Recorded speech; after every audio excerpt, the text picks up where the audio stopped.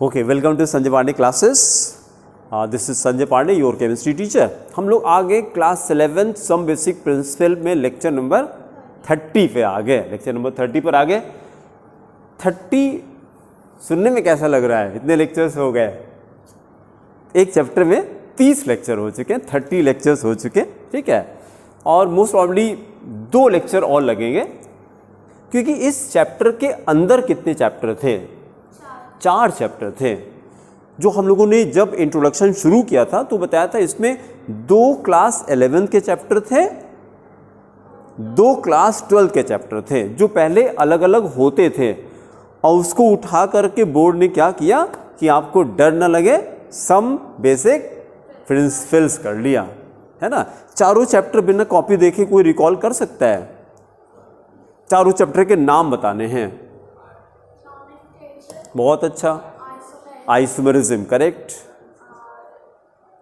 हाँ, analysis of organic compound, और last में रिएक्शन मैकेनिज्म। रिएक्शन मैकेनिज्म वही हम लोग का चल रहा है, रिएक्शन मैकेनिज्म, ठीक है।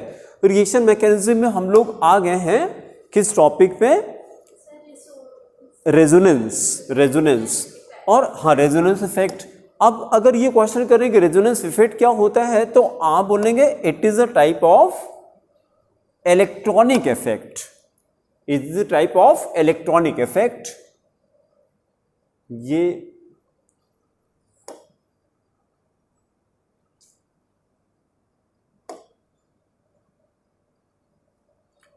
क्लास 11, उसके बाद फिर सम बेसिक प्रिंसिपल्स। हाँ, तेज बोलिए थोड़ा। हाँ बोलिए, और तेज बोलिए, जोश में। हाँ, हमने ये कहा हम लोग आ गए हैं इलेक्ट्रॉनिक इफेक्ट्स। देखिए आपको सामने दिखाते हैं इलेक्ट्रॉनिक इफेक्ट्स। अब इलेक्ट्रॉनिक इफेक्ट क्या होता है? तो पूरे केमिस्ट्री में जब भी हम लोग किसी बॉन्ड को ब्रेक करते हैं तो इलेक्ट्रॉन कहीं न कहीं जाता है। तो it is any kind of movement of electron in the entire organic chemistry is governed by some effect called electronic effect. तो मतलब इलेक्ट्रॉनिक इफेक्ट किसको कहते हैं? तो पूरे ऑर्गेनिक में कहीं भी कोई बॉन्ड ब्रेक करके जब इलेक्ट्रॉन कहीं जाता है तो इसी में से किसी एक फिनोमेनन से गवर्न किया जाता है उसको, ठीक है। तो कितने इलेक्ट्रॉनिक इफेक्ट हैं? 5 इलेक्ट्रॉनिक इफेक्ट हैं, जिसमें से हम लोग अब आज शुरू करने जा रहे हैं रेजोनेंस इफेक्ट। हेडिंग करिए, पहले हेडिंग करिए इलेक्ट्रॉनिक इफेक्ट। हेडिंग करिए इलेक्ट्रॉनिक इफेक्ट। ये इलेक्ट्रॉनिक इफेक्ट, तो 5 इलेक्ट्रॉनिक इफेक्ट हैं, जिसमें से हम लोग आ गए रेजोनेंस इफेक्ट पे, ठीक है। हेडिंग करके और फिर एक्सप्लेनेशन हमारा पहले ऑब्जर्व करिए। सबसे पहले तो ये बताना है कि ये फिनोमेना फिजिक्स और केमिस्ट्री दोनों में होता है, और स्पेलिंग भी सेम होती है। फिजिक्स में भी रेजोनेंस होता है और केमिस्ट्री में रेजोनेंस होता है, दोनों की स्पेलिंग भी सेम है, लेकिन दोनों का मतलब कॉन्सिक्वेंस अलग अलग है।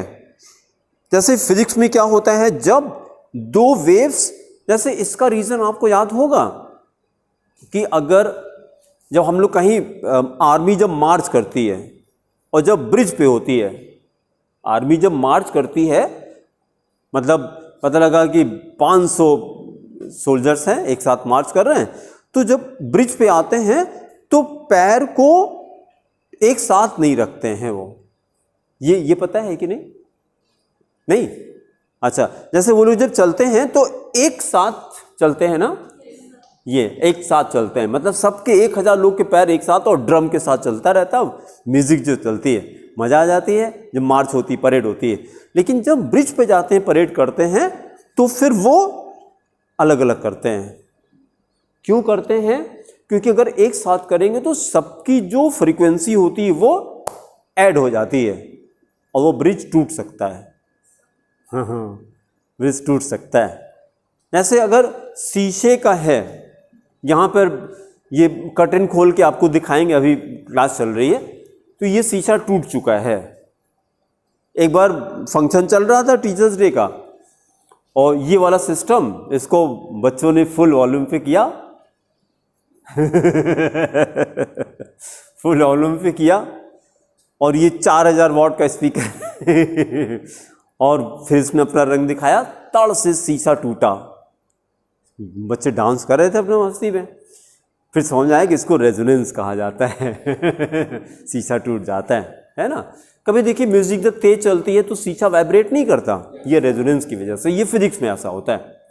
और केमिस्ट्री में क्या होता है, केमिस्ट्री में अगर कोई भी कंपाउंड, पहली बात तो देखिए, अगर हम इसी को डीलोकलाइजेशन भी कहा जाता है, resonance is also called delocalization. अभी रुकिए, पहले सुन लीजिए। अगर हम आपकी पोजीशन क्लास में कंटिन्यूसली चेंज करते रहें, यहाँ से उठा के यहाँ पे, वहाँ से उठा के यहाँ पे, यहाँ से उठा के यहाँ, लेकिन हर बार नई पोजीशन होनी चाहिए, तो you will be said to be delocalized. मतलब if the position of anything is being change again and again, तो इट इज कॉल्ड डीलोकलाइजेशन। अच्छा, आप हमको बताइएगा between sigma and pi electron किसको आप आसानी से मूव करा सकते हैं? पाई को इलेक्ट्रॉन मूव करा सकते हैं। तो ये जो डीलोकलाइजेशन होता है, जिसको रेजोनेंस आगे चल के कहेंगे, this is due to the presence of pi electrons. Sigma electron आसानी से मूव नहीं करते हैं, केवल पाई इलेक्ट्रॉन आसानी से मूव करते हैं। तो पहली कंडीशन हमको ये पता लग गई कि रेजोनेंस होता कहां पे है? Only in unsaturated compound. Resonance is in only unsaturated compound. Inductive कहां पे था? Saturated. Electromeric unsaturated, double bond था, it is also in unsaturated. और ये है क्या? दिस कैन बी, एक लाइन बोलेंगे, this is delocalization of pi electrons. Bracket में लिखिए, जहां रेजोनेंस हेडिंग किया था लिखिए delocalization of pi electrons. Delocalization of pi electrons, delocalization of pi electrons. फिर एक्सप्लेनेशन हमारा जरा ऑब्जर्व करिए। जैसे इसको देखिए, सब लोग इससे फैमिलियर है ना, ये क्या है? बेंजीन का स्ट्रक्चर है। और देखिए, this is the symbol of resonance, this is the symbol of resonance. हर एक इलेक्ट्रॉनिक इफेक्ट का रिप्रेजेंटेशन अलग अलग है। इंडक्टिव इफेक्ट कैसे रिप्रेजेंट कर रहे थे? By drawing arrows along the chain, inductive effect. Electromeric कैसे किया था? जैसे ये था C double bond O, by curved arrows, ऐसे बॉन्ड ब्रेक करके कर्व्ड एरो से किया था। और रेजोनेंस में आते हैं तो it is shown by double headed arrows, दोनों तरफ ऐसे एरो बना के डबल हेडेड एरोज आता है। इसको देखिए और इसको देखिए, ये वाला बॉन्ड उठा के मैंने यहां पे कर दिया, इसको यहां कर दिया, इसको यहां कर दिया, दोनों तो बेंजीन है ना, दोनों बेंजीन का ही स्ट्रक्चर है, लेकिन दोनों की इलेक्ट्रॉनिक कंडीशन जस्ट अपोजिट हो गई, जस्ट अपोजिट हो गई। टोटल जैसे 6 कार्बन है, कार्बन देखिए कितने हैं? 2, 3, 4, 5, 6। तो इसको देखे, इसको देखे, दोनों तो एक ही कंपाउंड को रिप्रेजेंट कर रहे हैं, लेकिन दोनों की इलेक्ट्रॉनिक कंडीशन डिफरेंट है, डिफरेंट है। These such structures are called resonating structures। तो देखिए हम कैसे बना रहे हैं। If the structure of any compound can be represented by 2 or more than 2 structures, जैसे इसी को हमने ऐसे भी रिप्रेजेंट कर दिया, if any structure can be represented by 2 or more than 2 structures, तो it is called resonance, it is called resonance, and the structures so formed in this phenomenon are called resonating structures। मतलब इस phenomena को resonance कहते हैं। किसको resonance कहते हैं? When the structure of any compound can be represented by 2 or more than 2 structure, कम से कम 2 होने चाहिए, 2 or more than 2 structures। भाई ये भी बेंजीन है और ये भी बेंजीन है, तो इसी को रेजोनेंस कहा जाएगा। हाँ, यहां से यहां आए कैसे? तो जो ब्रैकेट में लिखा हम लोगों ने, by delocalization of pi electron, जहां रेजोनेंस लिखा तो उसके ब्रैकेट में लिखे delocalization of pi electrons, delocalization of pi electrons. Delocalization किसको कहा जाता है? कि हम किसी इलेक्ट्रॉन की पोजीशन क्या करें? बार बार चेंज करते रहें। यहाँ जैसे अभी एग्जांपल हमने दिया था कि आपको उठा के यहाँ से वहाँ बैठा है, वहाँ से वहाँ बैठा है, वहाँ से वहाँ, लेकिन हर बार नई पोजीशन होनी चाहिए। तो हर बार जो क्लास का अरेंजमेंट होगा वो एकदम डिफरेंट हो जाएगा, इलेक्ट्रॉनिक कंडीशन चेंज हो जाएगी, इसी को रेजोनेटिंग स्ट्रक्चर कहा जाएगा। And the phenomena will be called resonance. Hello, नमस्ते सर, कहाँ से बोल रहे हैं सर?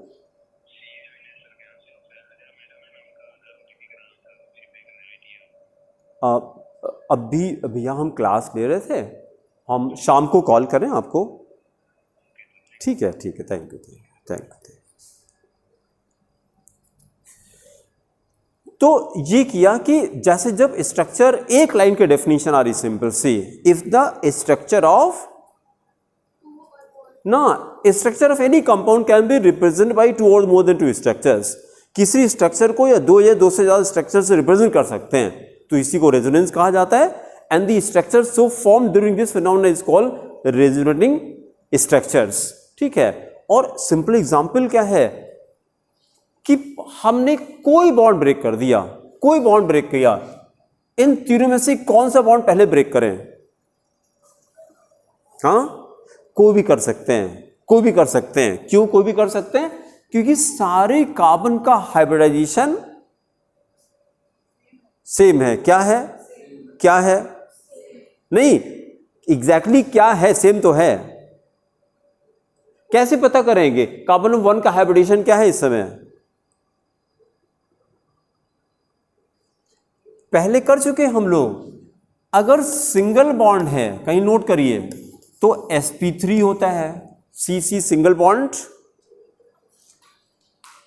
तो sp3 तीन तरह का हाइब्रिडेशन होता है ना, sp sp2 sp3।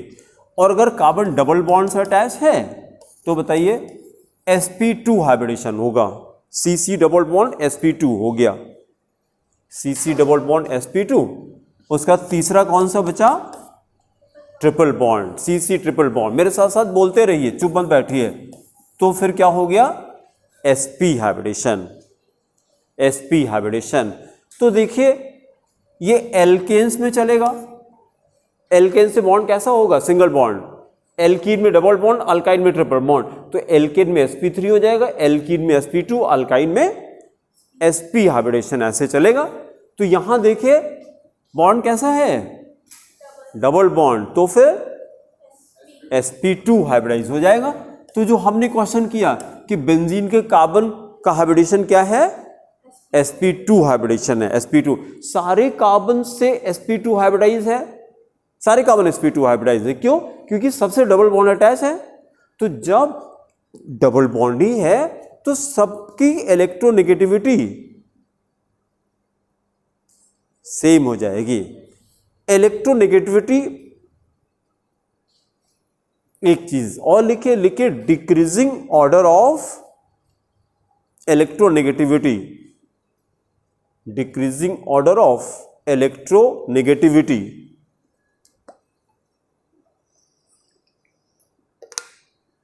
Electronegativity,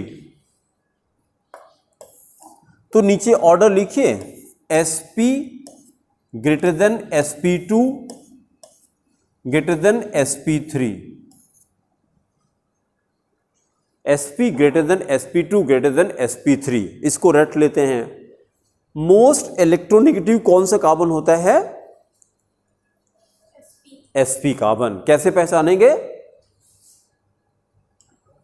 triple bond से पहचानेंगे, ट्रिपल बॉन्ड से पहचानेंगे। ठीक है, ये कार्बन सबसे ज्यादा इलेक्ट्रोनेगेटिव होता है। लेकिन अभी जो हम लोगों ने किया कि जैसे यहां पर ये, अच्छा, अरे सही, इसी को रिकग्नाइज कर रहा है ये जो हम लोगों ने किया, ये डबल बॉन्ड लगा है, तो डबल बॉन्ड से हाइब्रिडेशन क्या हो गया? फिर sp2 हाइब्रिडेशन हो गया। तो सारे कार्बन की इलेक्ट्रोनेगेटिविटी सेम है, क्योंकि all the carbon atoms are sp2 hybridize. तो हमने क्वेश्चन किया कि कौन सा बॉन्ड ब्रेक कर दें, तो आप बोले कोई ब्रेक कर दे, क्योंकि सबकी इलेक्ट्रोनेगेटिविटी सेम है। जहां पे अगर कम ज्यादा होता तो जहां डिफरेंस ज्यादा होता वो पहले ब्रेक करते, लेकिन यहां तो कोई ब्रेक कर सकते हैं। अच्छा, यहां से यहां तक आने में इसके बीच में 3 स्ट्रक्चर बनते हैं। जैसे हम क्या करेंगे कि आपको मान लिया वहां बिठाना है तो ऐसे उठा के जंप नहीं करेंगे, यहां से यहां करेंगे, यहां से यहां करेंगे, यहां से यहां। जो इलेक्ट्रॉन मूव करता है वो कार्बन टू कार्बन मूव करता है। जैसे यहां से यहां डायरेक्टली नहीं आएगा, वो एक एक कार्बन के थ्रू जाएगा। तो जब हर बार नया स्ट्रक्चर जो फॉर्म करेगा that structure will be called resonating structure, उसको रेजोनेटिंग स्ट्रक्चर कहेंगे। ठीक है, मतलब रेजोनेटिंग स्ट्रक्चर में क्या डिफरेंस होता है ये बताइए। रेजोनेटिंग स्ट्रक्चर में क्या सिमिलरिटी होती है? जैसे ये दोनों, these are 2 resonating structures of benzene. बहुत अच्छा, ये दोनों बेंजीन को रिप्रेजेंट कर रहे हैं। तो दोनों में क्या सिमिलरिटी और क्या डिफरेंस? सिमिलरिटी यह है कि both are representing the same compound, दोनों एक ही कंपाउंड को रिप्रेजेंट कर रहे हैं। डिफरेंस यह है कि दोनों की इलेक्ट्रॉनिक कंडीशन अलग है। तो रेजोनेटिंग स्ट्रक्चर उसी को कहा जाता है। तो यहां से यहां तक आने में बीच में कितना? 3 स्ट्रक्चर बनेगा। तो टोटल बेंजीन के पास कितने? 5 स्ट्रक्चर हैं। और ये पांचों स्ट्रक्चर, ये स्ट्रक्चर किसने दिए थे, कुछ याद आता है? के क्या नाम है? केकुले। पहले नहीं सुना नाम इनका? नहीं सुना? नहीं भाई सुनिए, अगर नहीं सुना है तो फिर ये तो गलत बात है। KULE, Kekule. पूरी एरोमेटिक केमिस्ट्री बेंजीन से आती है, यहीं से तो बातें शुरू होगी। केकुले इनका नाम था। ये ही वॉज ट्रेवलिंग इन अ बस में ऐसे बैठे बैठे सो गए और सपने में स्ट्रक्चर ही दिखाई पड़ा इनको, जो आज हम लोग पढ़ते हैं। ये स्ट्रक्चर, जो 5 स्ट्रक्चर ये इनको दिखाई पड़े, ऐसे इलेक्ट्रॉन जा रहा है, ऐसे इलेक्ट्रॉन जा रहा है, ऐसे इलेक्ट्रॉन जा रहा है, ये सपने में दिखाई पड़ा और वही आज हम लोग पढ़ते हैं। क्या मतलब हुआ इसका? एक बुक है, बुक का नाम है power of subconscious mind. Book का नाम है the power of subconscious mind, Joseph Murphy writer का नाम है। उस बुक में खाली यही दिखाया है कि आपका जो सबकॉन्शियस माइंड होता है वो बहुत स्ट्रांग होता है। ये जो सपने में दिखाई पड़ा ये सबकॉन्शियस माइंड ने दिखाया। और बहुत सारी चीजें, कितने एग्जाम्पल ऐसे हैं जो, जैसे बेंजीन जो आज पढ़ते ही किसी के सपने में आया था, उनको सपने में दिखाई पड़ा। और रॉजर बेंटिंग, ये कौन इंसान है? इन्होंने हमको इंसुलिन दिया है। इंसुलिन क्या होता है? डायबिटीज। बहुत अच्छा। अगर इंसुलिन आज ना होती हमारे पास तो कितने लोग रोज डेथ होती है उनकी। भाई शुगर लेवल बढ़ जाता है, हार्ट अटैक हो जाता है, तुरंत थे हो जाते हैं।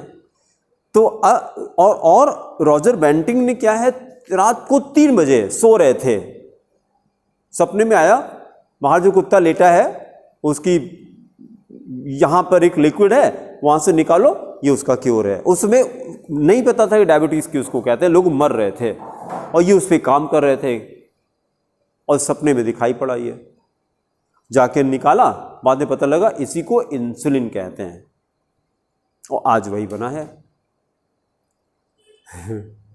ये सबकॉन्शियस माइंड बहुत पावरफुल होता है, बहुत पावरफुल होता है। जितनी बड़ी बड़ी चीजें होती हैं, वहां देखिए क्या लिखा है, पढ़ के बताइए क्या लिखा है। हाँ सेकंड वाला, हाँ बीच वाला।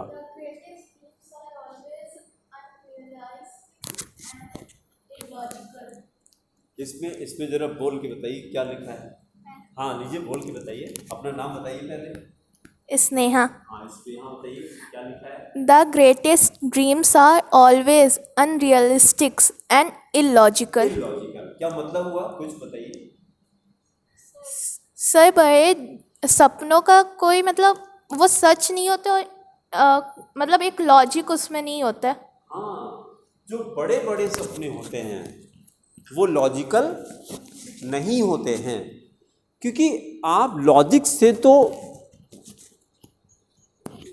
भाई बेंजीन कोई मानेगा नहीं, कि सपने में क्या हम भी तो सपना देखते हैं ऐसे बेंजीन मिल गई थी, हमको तो नहीं मिली हमको तो इंसुलिन नहीं मिला, हम भी रोज सोते हैं, खूब सोते हैं, लेकिन हमको नहीं मिला।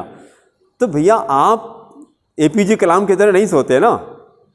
कलाम साहब ने क्या कहा था कि सपने, हाँ सपने वो नहीं जो नींद में आते हैं, सपने वो हैं जो नींद नहीं उड़ाते हैं। बड़ा राइमिंग होना चाहिए ना, सुनने में अच्छा लगता है। सपने वो हैं, सपने वो नहीं जो नींद में आते हैं, सपने वो हैं जो नींद उड़ाते हैं। ये है कि सपने वो होते हैं जो आपको सोने नहीं देते, उसको सपना कहा जाता है। भाई जैसे रॉजर बेंटिंग ने क्या, नींद आ रही है लेकिन नींद में भी वो सपना चल रहा, वही चल रहा है, बॉडी तो सो रही है लेकिन सब कॉन्शियस माइंड उसी पे वर्क कर रहा है, और वो हो गया। फिर ये हो गया जब आप जैसे मान लिया कल सुबह एग्जाम है आपका अगर, और मैथ्स की कोई प्रॉब्लम या कुछ भी आप सोच रहे हैं और सोचते सोचते सो गए। फिर कभी कभी ऐसा होता है कि 3 बजे रात को नींद खुलेगी, आंसर मिल गया, और तुरंत आप लिख लीजिए उसको। ये माइंड में अंदर चलता रहता है। ये कब होता है, जब आप डूबे रहते हैं तब ऐसा होता है। ऑर्डिनरी कंडीशन में ऐसा नहीं होगा। सबकॉन्शियस माइंड बहुत स्ट्रांग होता है, ठीक है। और उसी समय ये जितने साइंटिस्ट, इसीलिए ये लोग क्या होता है, सोते समय बगल में डायरी पेन लेकर के सोते हैं। इनको नहीं पता होता कब कौन सा थॉट आ जाएगा, और तुरंत उसको लिखते रहते हैं, उस पर वर्क करते हैं, बाद में वही रियलिटी हो जाती है। तो 2 एग्जाम्पल हमने दिए जो ड्रीम से रिलेटेड था।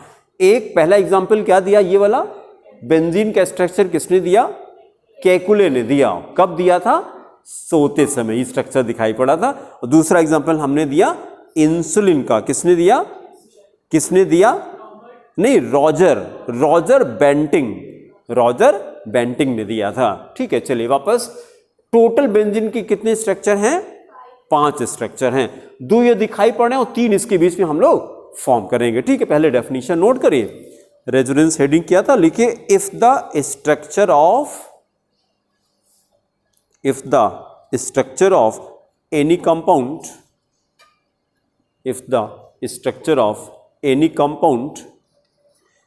can be represented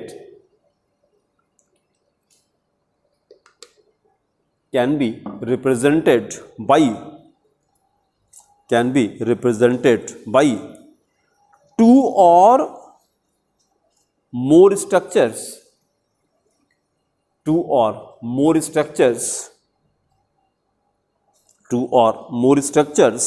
then comma, which differ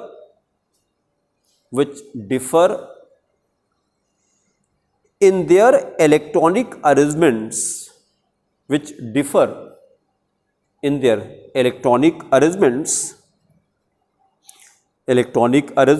from one another,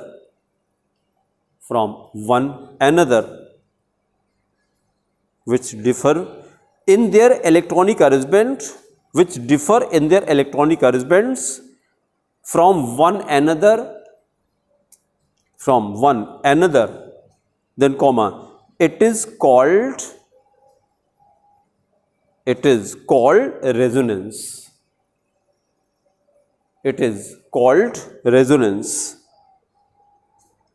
And the new structures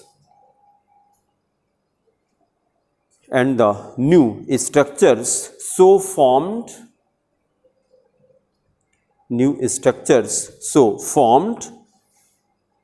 are called resonating structures.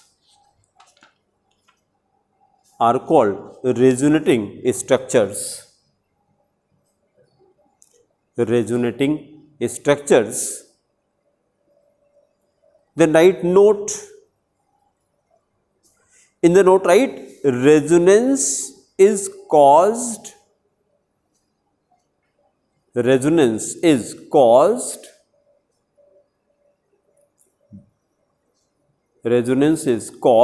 by the delocalization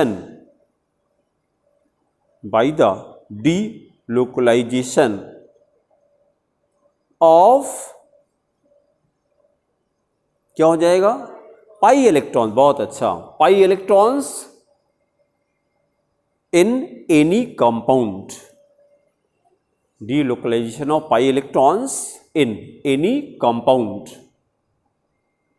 in any compound. Then write example. An example, write resonance in benzene. Resonance in benzene. Resonance in benzene. अब चलिए 5 structure बनाने हैं, तो मेरे साथ साथ copy करिएगा।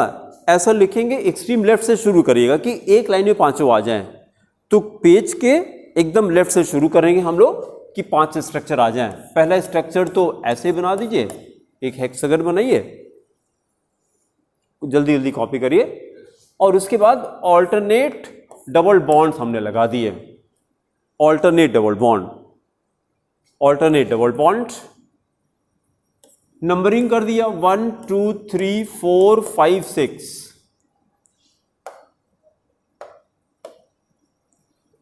itself it became first structure।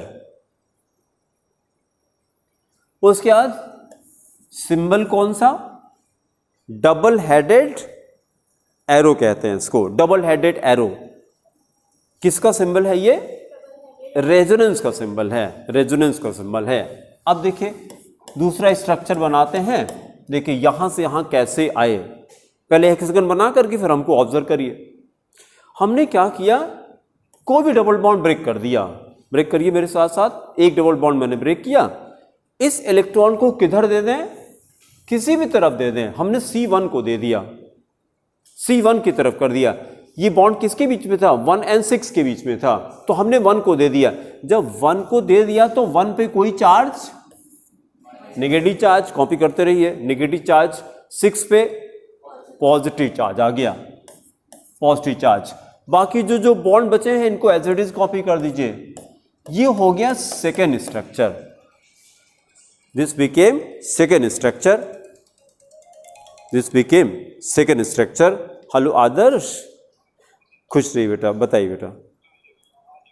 अच्छा ठीक है बेटा, ठीक है, आ जाइए। ओके बेटा, ओके, खुश रहिए। ये हो गया सेकेंड स्ट्रक्चर। तो फर्स्ट से सेकेंड तो बहुत आसान था, कुछ करा ही नहीं आपने, कोई बॉन्ड ब्रेक कर दिया। उसके बाद इलेक्ट्रॉन किधर गया?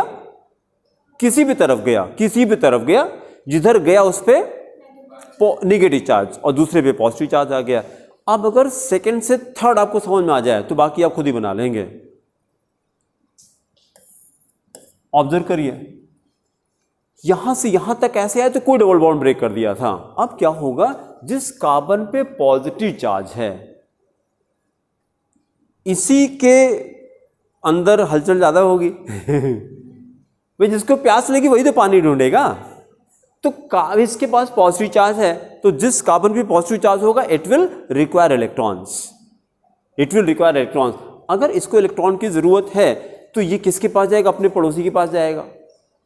कोई दिक्कत होती पड़ोसी के पास जाते हैं, तो इसका पड़ोसी कौन है? कार्बन नंबर 5 है। तो इसने 5 को कहा कि भैया इलेक्ट्रॉन चाहिए, तो 5 ने क्या किया देखिएगा, 4 और 5 के बीच का बॉन्ड ब्रेक हुआ। अभी रुकिए पहले देख लीजिए ये क्यों ब्रेक हुआ। हाँ, क्योंकि 6 को चाहिए था, क्योंकि 6 को चाहिए था। एक क्वेश्चन है मेरा, 4 और 5 की इलेक्ट्रोनेगेटिविटी में कोई डिफरेंस है कि दोनों सेम है? पिछले टर्न पे हम लोगों ने कहा था कि अगर किसी कार्बन पे पॉजिटिव चार्ज आता है तो उसकी इलेक्ट्रोनेगेटिविटी बढ़ जाती है। ये लास्ट टर्न पे बात हुई थी। क्यों बढ़ जाती है? क्योंकि इसका साइज कम हो जाता है। बहुत अच्छा, कैटायंस आर स्मॉलर, और जब साइज कम होती है तो इलेक्ट्रोनेगेटिविटी बढ़ जाती है। अब पीरियोडिक क्लासिफिकेशन में ये सब डिस्कशन करेंगे अगले चैप्टर में हम लोग कायदे से। तो हमको बताइए 4 5 विच वन इज मोर इलेक्ट्रोनेगेटिव? 5, क्योंकि देखिए पड़ोसी का असर तो आएगा, इसके पास पॉजिटिव चार्ज है तो इससे पार्शियल पॉजिटिव तो आएगा, उधर जब इलेक्ट्रॉन खींचेगा तो फिर इस बॉन्ड को जब ब्रेक करें तो इलेक्ट्रॉन किधर जाएगा? 5 की तरफ। भाई ये बॉन्ड अभी किसके बीच में है? 4 5 के बीच में। तो इसको ब्रेक करिए ऐसे और इलेक्ट्रॉन इधर दिखाइए, 5 की तरफ इलेक्ट्रॉन दिखाइए। 5 की तरफ इलेक्ट्रॉन दिखाइए। अब एक स्ट्रक्चर और बनाते हैं फिर हम लोग। अब स्ट्रक्चर देखिए क्या हो जाएगा। जब देखिए यहां देखिए हमको देखेगा 5 पे क्या चार्ज आया, नेगेटिव, यहां पॉजिटिव था, इन दोनों ने मिलकर के बॉन्ड बना लिया। यहां नेगेटिव चार्ज आया, यहां पॉजिटिव था, मतलब नेगेटिव को मतलब क्या, 2 इलेक्ट्रॉन आ गए, उसके यही दोनों इलेक्ट्रॉन शेयर हो गए, तो ये डबल बॉन्ड कॉपी करिए, डबल बॉन्ड बन गया। फिर कार्बन नंबर 4 पे क्या हुआ, पॉजिटिव चार्ज आ गया, यहां पॉजिटिव चार्ज आ गया। इस बॉन्ड को एज इट इज कॉपी कर दीजिए, और क्या कॉपी कर दिया जाए, हाँ कार्बन नंबर 1 पे नेगेटिव चार्ज, ये कॉपी कर दीजिए। ये हो गया स्ट्रक्चर नंबर 3। अब जैसे सेकंड से थर्ड पे गए हैं, ऐसे ही थर्ड से फोर्थ पे चले जाइए जरा। देखिए थर्ड से फोर्थ पे जाने के लिए हमने क्या किया, जो फिनोमेना यहां पे क्या था वही फिनोमेना फिर रिपीट करने जा रहे हैं। अब हम क्या कर रहे हैं, कौन सा बॉन्ड ब्रेक करें फिर,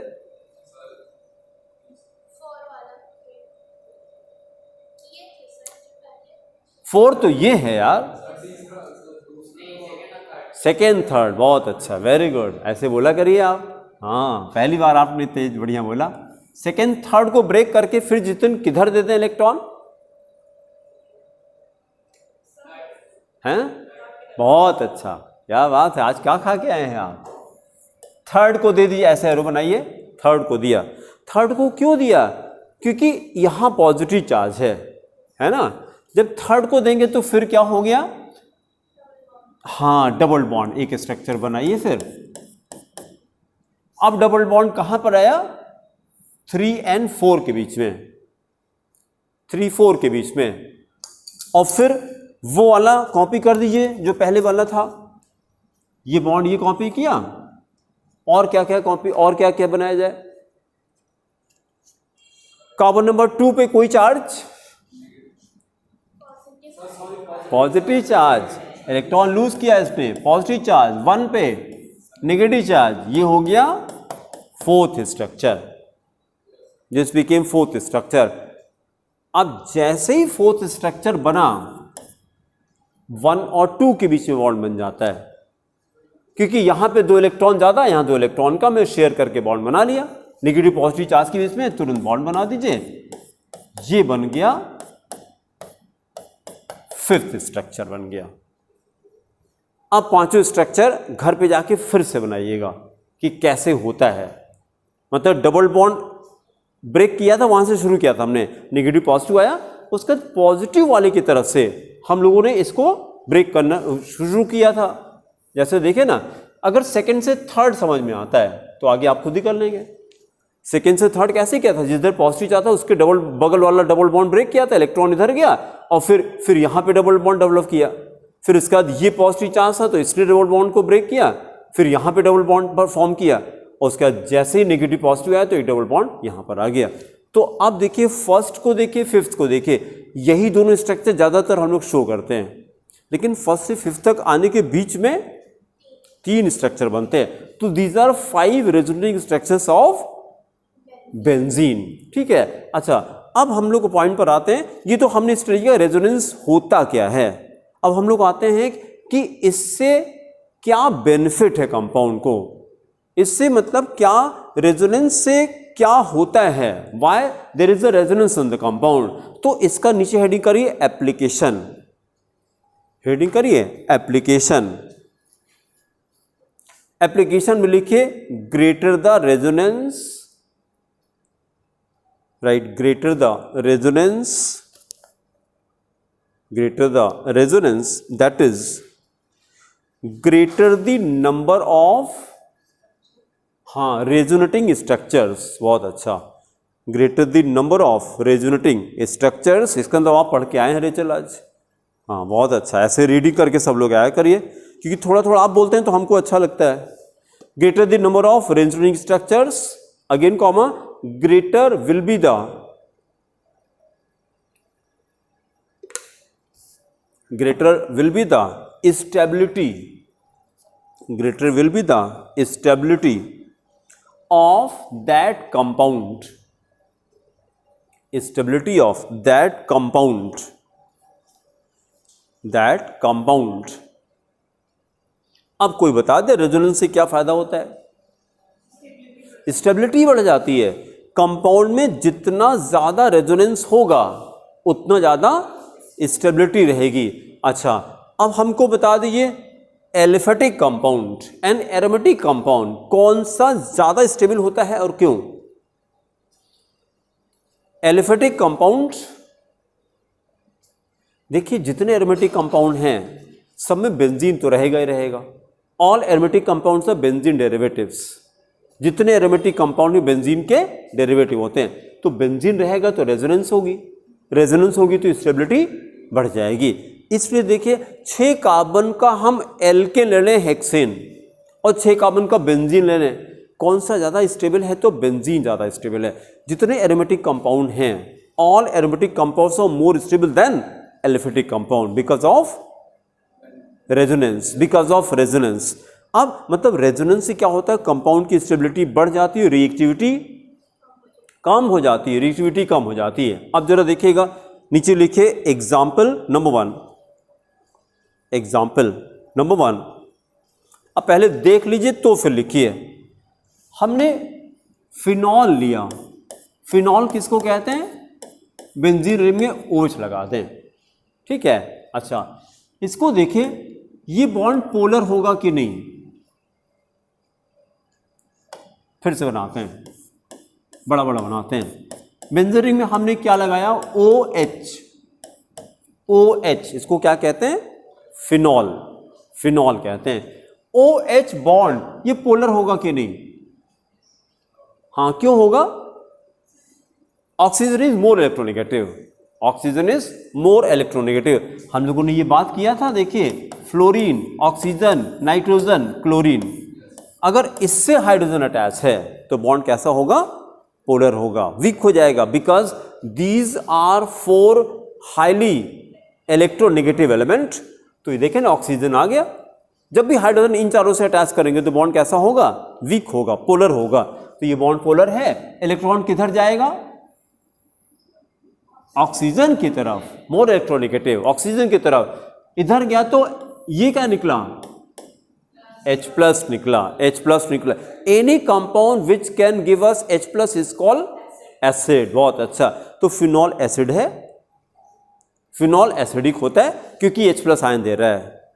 यही फिनोमेना हम ले करके आ गए इसके पास, एल्कोहल के पास। इसको देखिए ROH, ये बॉन्ड टूटेगा कि नहीं? टूटेगा। इलेक्ट्रॉन ऑक्सीजन की तरफ पॉजिटिव निकला। एल्कोहल इज ऑल्सो एसिडिक के नेचर, एल्कोहल भी एसिडिक है, फिनॉल भी एसिडिक है, दोनों एसिडिक हैं। अब दिमाग आपको लगाना है, जैसे इसने क्या बनाया? H+ निकालने के बाद RO बनाया। RO को क्या कहते हैं? Alkoxide, alkyl plus oxy, prefix में एल्कोक्सी कहते हैं, सफिक्स में एल्कोक्साइड। और इसने जब H+ निकाल दिया तो इसने क्या बनाया? इसको क्या कहते हैं? फिनाइल। बेंजीन से एक हाइड्रोजन हटाते हैं तो क्या बनता? Phenyl, phenyl. कहीं कहीं नोट कर लीजिए, लिखिए C6H6 H, बेंजीन -H, तो क्या बन जाएगा? C6H5, C6H5, इसी को बोलते हैं PHENYL, फिनाइल। बेंजीन से जब एक हाइड्रोजन हटता है उसको फिनाइल कहते हैं। फॉर्मूला क्या? C6H5। और स्ट्रक्चर में कैसे करेंगे? जैसे एक बेंजीन बनाया और इसको देखिएगा जरा, जब हाइड्रोजन हटाते हैं तो जब बॉन्ड ब्रेक करेंगे तो ये इलेक्ट्रॉन किसके पास जाएगा? कार्बन के पास आएगा। इसी वाले इलेक्ट्रॉन को हम ऐसे नेगेटिव चार्ज से लिख दें और या यहीं पर एक बॉन्ड लगा देते हैं। मतलब कहने का हमारा ये, फिर से देखिए जरा, इसको बेंजीन कहते हैं, ध्यान से देखिएगा, और एक बॉन्ड ऐसे लगा दिया हमने। ये बॉन्ड अलग से नहीं आता, ये बॉन्ड तब आता है जब हाइड्रोजन इसका निकल जाता है। तो इसको क्या कहते हैं, इसको फिनाइल कहते हैं। ये बॉन्ड कैसे आता है, जब हाइड्रोजन एक निकल जाता है, उसी को हम लोग ऐसे लिखे हैं C6H5, ये C6H5 है। अब बताइए अब क्या हो गया, H4 हो गया, बहुत अच्छा, C6H4। जैसे बॉन्ड लगाते जा रहे हैं हाइड्रोजन हटता जा रहा है, अब क्या हो गया, बस ये खाली C6 हो गया, सारे हाइड्रोजन हट गए। नहीं अब नहीं, अब तो कंपाउंड चेंज हो गया, अब तो कार्बन हो गया खाली है, अब फिनाइल नहीं है। फिनाइल खाली एक हाइड्रोजन हटता है तो कहते हैं, C6H5 इसका फॉर्मूला है, ठीक है। तो अब हम क्या करने जा रहे हैं, फिनाइल में O लगा दें तो क्या हो गया,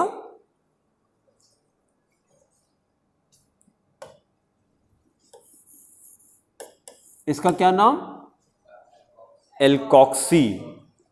तो फिर ये देखिए, ये था एल्किल प्लस ऑक्सी मिला के एल्कोक्सी, ये है फिनाइल प्लस ऑक्सी, फिनॉक्सी, इसको बोलते हैं फिनॉक्सी। या फिनॉक्सी प्रीफिक्स बोलेंगे और फिनॉक्साइड सफिक्स बोलेंगे। तो जब एल्कोहल से, फिर से देखिए, जब एल्कोहल से आपने H निकाला मतलब एसिडिक कैरेक्टरिस्टिक दिखाया, तो क्या बना, RO माइनस बना। उसी तरह से जब फिनॉल से हाइड्रोजन हटाया आपने, फिनॉल से, तो क्या बना, तो फिनॉक्साइड बना, ये बना O माइनस। अब बताइए इसमें से कौन सा ज्यादा स्टेबल है,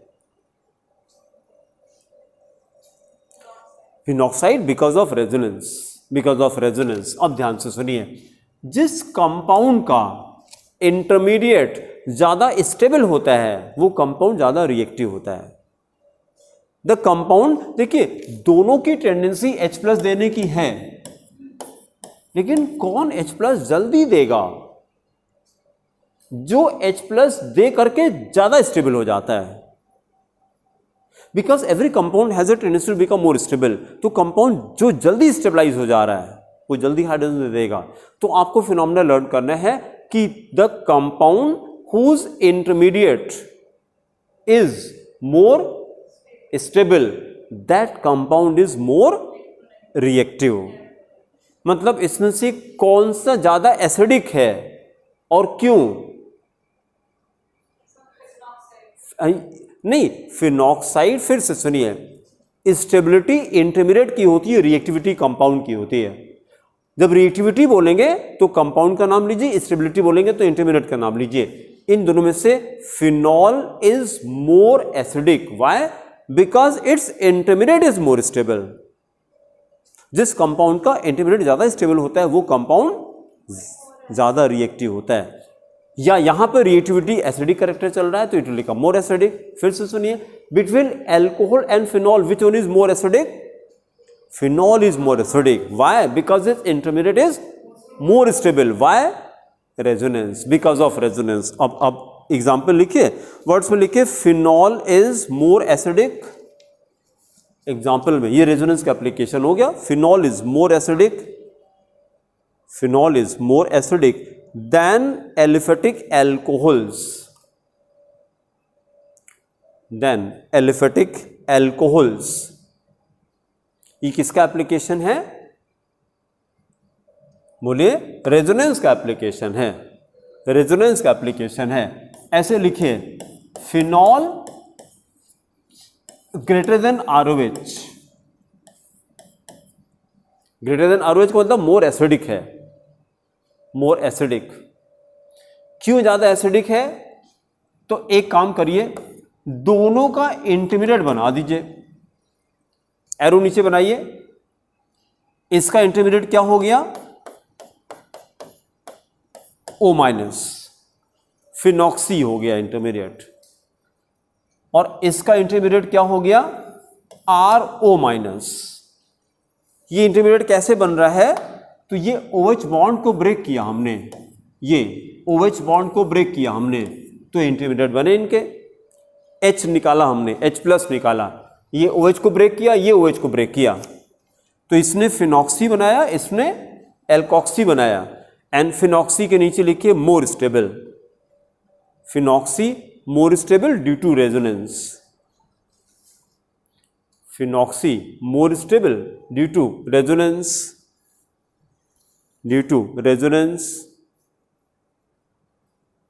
एल्कोक्सी लिखिए लेस स्टेबल, नो रेजोनेंस, इसमें रेजोनेंस नहीं हो रही है क्योंकि सेचुरेट कंपाउंड है।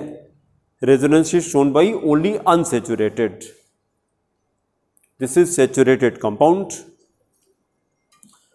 Then right second example. Second example आप जरा देखिएगा, इसको देखिए, बेंजीन रिंग में अगर NH2 लगा दें, इसको क्या कहते हैं? इसको एनिलीन कहते हैं। अमाइन होता है, एरोमेटिक अमाइन, एनिलीन कहते हैं इसको। अच्छा, इसको देखिए और इसको देखिए, NH3 को देखिए जरा। NH3 बेसिक है कि नहीं? अमोनिया बेसिक है कि नहीं? कैसे पता? Lone pair. जो कंपाउंड जिनके पास लोन पेयर होता है वो बेसिक होते हैं। कैसे पता? लुईस ने बताया था। एसिड बेसिस का कंसेप्ट लुईस ने दिया था, LEWIS केमिस्ट थे, उन्होंने बताया था। जिसके पास एक्सेस ऑफ इलेक्ट्रॉन है वो बेसिक होता है, इलेक्ट्रॉन डेफिशिएंट होते हैं तो एसिडिक हो जाता है। तो ये बेसिक था। अब आपने क्या किया, अगर इसके अंदर रेजोनेंस है तो इस रेजोनेंस में ये इलेक्ट्रॉन, भाई कंपाउंड तो चाहेगा ना कि हम और स्टेबल हो जाएं, और स्टेबल होने के लिए ये इलेक्ट्रॉन इससे पार्टिसिपेट करता है। जब पार्टिसिपेट करता है इसकी स्टेबिलिटी बढ़ जाती है रेजोनेंस की वजह से। लेकिन जब पार्टिसिपेट किया तो यहां इलेक्ट्रॉन डेंसिटी कम की ज़्यादा कम हो जाती। अगर कम होगी तो बेसिक कैरेक्टर कम हो गया। जब अभी तो हम लोगों ने कहा था जब इलेक्ट्रॉन बढ़ता है, नेगेटिव चार्ज बढ़ता है तो बेसिक कैरेक्टर बढ़ता है। ऐसे याद रखिए, ये एसिडिक है कि बेसिक है? ये तो एसिड होता है, सबको पता प्रोटॉन एसिडिक होता है। तो इस चीज से कंफ्यूजन हो तो याद रखिए, मतलब एसिड कौन होता है? जब प्लस चार्ज होता है, ऐसे याद रखिए। तो उसी का उल्टा ये क्या है? बेस हो गया। ये माइनस मतलब बेस हो गया। देखिए OH बेस हो गया, OH में माइनस चार्ज होता है तो बेस हो गया। जितने भी कंपाउंड ऐसे जिसपे A नहीं पता क्या है लेकिन ये बेस है, ये पता है। A के बारे में नहीं पता लेकिन A माइनस तो बेस है, ये पता। A नहीं पता लेकिन A प्लस तो एसिड है, ये पता है। तो जैसे पॉजिटिव चार्ज आएगा तो वो एसिड होगा, नेगेटिव चार्ज हो तो बेस होगा। अब यहां पे देखिए, यहां इलेक्ट्रॉन ज्यादा है कि यहां पे ज्यादा है? नाम बोलिए उसका। अमोनिया में ज्यादा है। यहां क्यों कम है इलेक्ट्रॉन? क्योंकि इसने रेजोनेंस में पार्टिसिपेट किया। इसने रेजोनेंस में पार्टिसिपेट किया। रेजोनेंस में क्यों पार्टिसिपेट करेगा? ये स्टेबल होने के लिए, स्टेबल होने के लिए। Every compound has a tendency to become more stable. तो हमको बता दिए aniline, ammonia, which one is more basic? Ammonia is more basic. अब सेंटेंस लिखिए second example, aniline is less basic. Aniline is less basic than ammonia and aliphatic amines.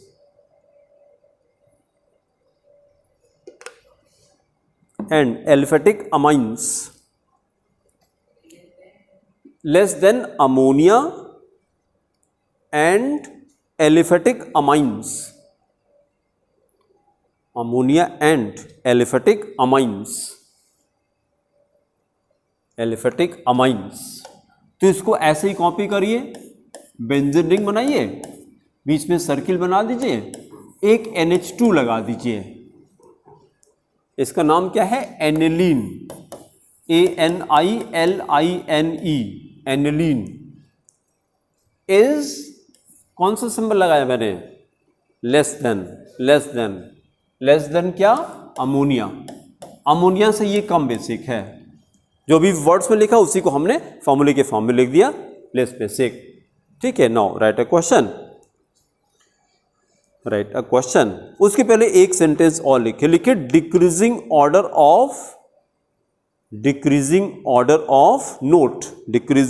Of basic strength. Decreasing order of basic strength, decreasing order of basic strength, basic strength. नीचे लिखिए 2 degree amine, 2 degree amine greater than 1 degree amine. Basic order है ये, basic character. 1 degree amine is greater than 3 degree amine, is greater than 3 degree amine, is greater than ammonia, is greater than NH3, is greater than aniline C6H5NH2। अभी जो लिखा था हम लोगों ने C6H5NH2 aniline.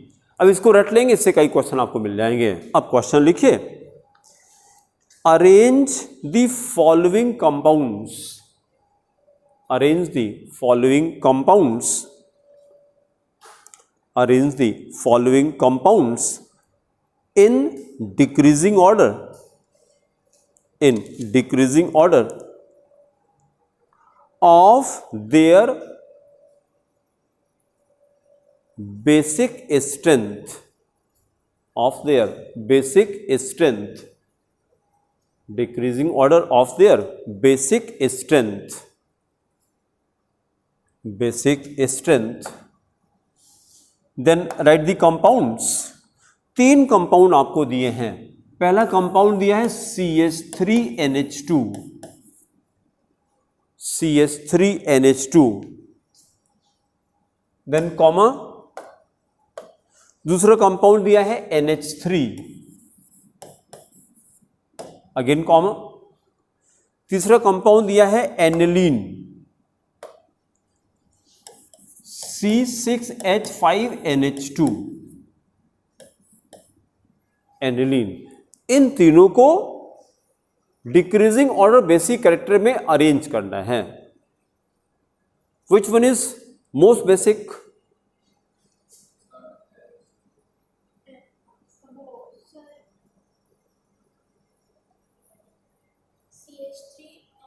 हाँ, CH3NH2 हो जाएगा, उसके बाद NH3 हो जाएगा। तो ये इसको एज इट इज रहने दीजिए और नीचे फिर से कॉपी करके और ये लगाइए, ऐसे लिखिए। इसको ऐसे रहने दीजिए, नहीं तो क्वेश्चन नहीं समझ में आएगा। फिर आपको आंसर अलग से लिखिए। आंसर लिखिए CH3NH2 greater than NH3 is greater than, नाम बताइए, एनिलीन, एनिलीन, ANILLINE, एनिलीन। और रीजन क्या है देखिए, यहां पे रीजन बताइए कौन सा ज्यादा बेसिक है और क्यों?